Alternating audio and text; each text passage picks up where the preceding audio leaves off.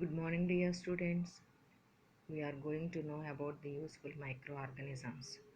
So, today we are going to know about the soil microorganisms in soil fertility. About 78 of air around its nitrogen gas. You know that air has different gases. Nitrogen is the major gas of air. So, how much percentage of nitrogen is present in the air? That is 78 percentage.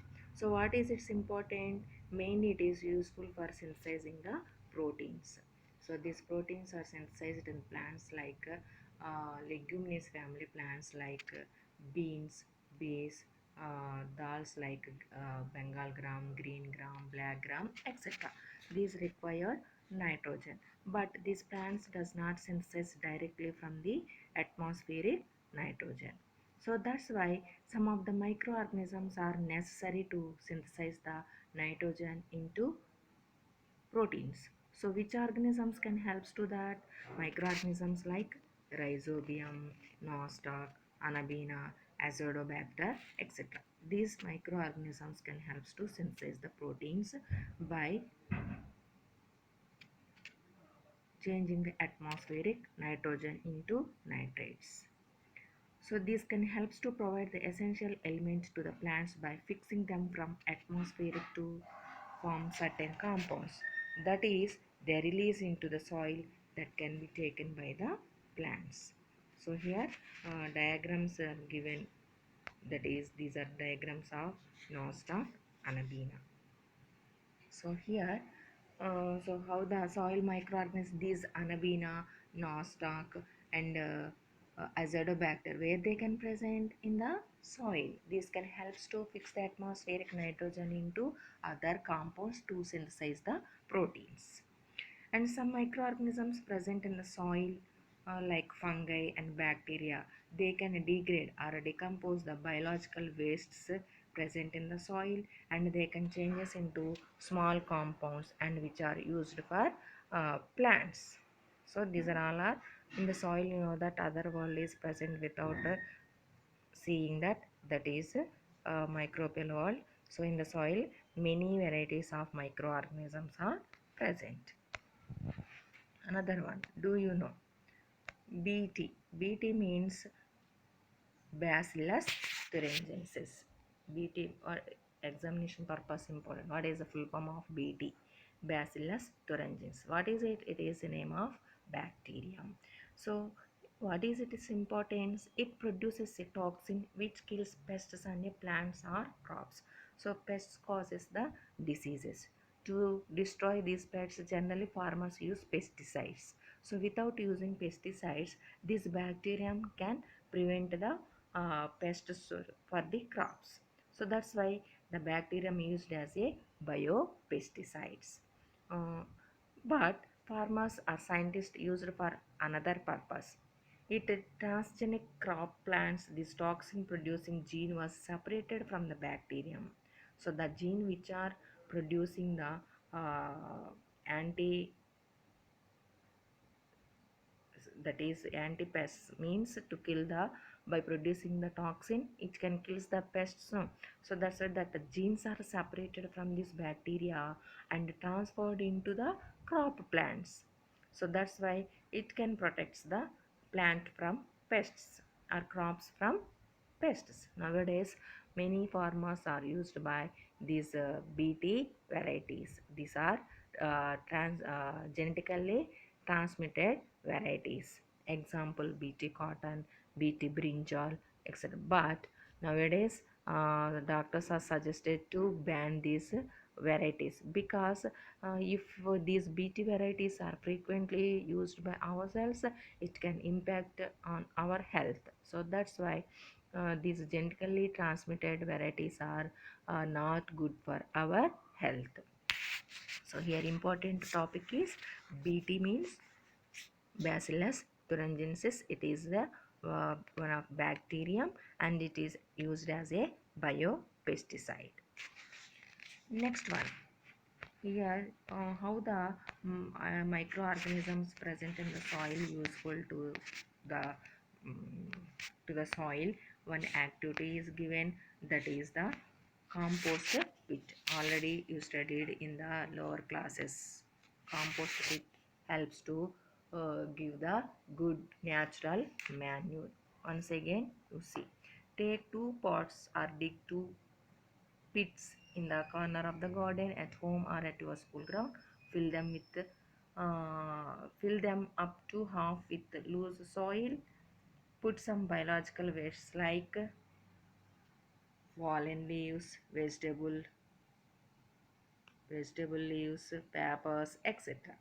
And fill the second one with plastic waste, polythene bags with empty glass bottles. Here two pits are taken. One pit is filled with biological wastes of vegetable peels, dry leaves, waste papers, etc. And second pit is filled with plastic materials, waste plastic materials like waste polythene bags, plastic glasses, bottles, etc. Now cover these two pits with soil and sprinkle the water for some days every day. After 3 to 4 weeks, remove the upper soil from two pits, and what you can observe, uh, these two pits have the same process? No. The pit which contain the biological waste, they can degrade and a manure is formed. The pit which contain the plastic bottles, plastic glass, it cannot decompose, it cannot degrade. That's why plastic is for decomposing the plastic materials in the soil, it can take millions of years, you know that one. So like that, so what is the purpose to degrade the biological waste with the help of microorganisms present in the soil, degrades and forms the manure. Okay, this is about the useful microorganisms. Now harmful microorganisms, you know that some of microorganisms are harmful to ourselves as well as other plants and animals also. So that's why my harmful microorganisms. Let us learn that microorganisms that are harmful to us. Microorganisms can cause diseases in crop plants, livestock, and human beings. They also spoil food, clothes, and many other things. First, disease causing microorganisms in human being.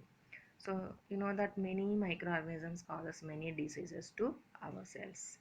So recall the microorganisms present in everywhere in our surrounding. Microorganisms which cause diseases are called pathogens. You see here important point, pathogen. Pathogen means the microorganisms which are causes the disease. That microorganism is pathogen. When the pathogen enters in our body, what happen? It causes the diseases. How they can enter in our body? Through the air we breathe, water we drink, food we eat. So different ways are there. Main ways to enter these pathogens in our body: we drink water, food we eat, water we drink, and air we breathe. And they can sometimes they can also be transmitted by direct contact with the infected person or carried through the animals or insects.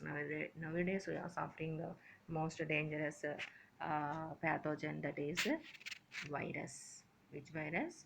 That is COVID, coronavirus. It causes COVID. You might have observed that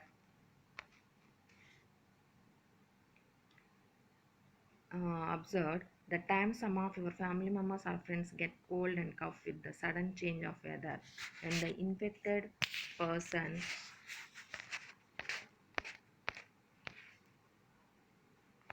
sneezes or cough, the pathogen enters into air from such infected persons. So how to enter the pathogen? Through the air we breathe. If infected persons coughs and sneeze, that microorganism or pathogen enters into the air, and automatically it can transmit it to healthy person. And when this air containing pathogens enters into the body of healthy person, they cause the cold. So this type of diseases which spread from infected people to healthy ones are known as communicable diseases. So there are these that's why this COVID also one of the communicable disease span. The diseases which are spread from person to person very quickly, those are called as communicable diseases. These get spread through the air, water, food, or through the physical contact. So what are the examples for these communicable diseases? Common cold, conjunctivitis, chicken pox, typhoid, smallpox are the example of communicable diseases. And some insects and animals carry diseases causing microorganisms. These diseases are spread by air, water, food, and some diseases are caused by spread by other microorganisms. They are called as vector. Here, 2 points: pathogen, vector. Pathogen means the organism which cause disease is called pathogen. Vector means the animal which spread the microorganism, disease causing microorganism, that is called as vector. So what is the example given here? The microorganism Plasmodium causes malaria. Plasmodium is a pathogen. So generally how does the malaria spreads? By the mosquito bite, means this pathogen present in the mosquito. Here the mosquito is the vector. Mosquito is the vector. You see here, malaria disease that is caused by female Anopheles mosquito, bite of female Anopheles mosquito. So this disease is caused by microorganism. Which microorganism? That is Plasmodium. This is parasite. Okay, Protozoa. This is Protozoa. So this Plasmodium is the pathogen. Female Anopheles mosquito is the vector. Are you clear? What is pathogen? What is vector? Once again, the microorganism which cause diseases are pathogens. The animal which carried the disease causing microorganisms to other, that is called as vector. These 2 points are important. Example, malaria fever that is caused by Plasmodium, and this is spread by female Anopheles mosquito. So female Anopheles mosquito is the vector. Plasmodium is the pathogen. So these mosquitoes are vector for other diseases as well. Many diseases are, that is chikungunya, etc. So by controlling mosquito, we can prevent the disease caused by them. Mosquitoes breed in stagnant water. Where does mosquitoes grow well? In that stagnant water. If you can prevent the stagnant water, automatically the growth of mosquitoes are reduced. The diseases may be also reduces. So we should be careful not to let water collect anywhere in our surroundings, including leftover waste pots, waste flower pots, tires, bowls, etc. So here some questions are given. That why should we keep our surrounding clean? So hygienic conditions are very important. Almost all that, if you can follow the hygienic conditions, if you keep the surroundings clean, automatically diseases are also prevented. It is not allowed to growth of microorganisms, insects and houseflies. Many diseases are carried by mosquitoes, houseflies. So that's why when we keep the surroundings clean, we can prevent the majority of the diseases. What precautions should we take to prevent mosquito bites? Many, to remove of stagnant water, and by using the many methods we are following nowadays, by using the mosquito nets, mosquito repellents, etc. What are the other diseases caused by mosquito? Many diseases are caused. Those are dengue fever, chikungunya, Japanese encephalitis, etc. These are caused by mosquitoes.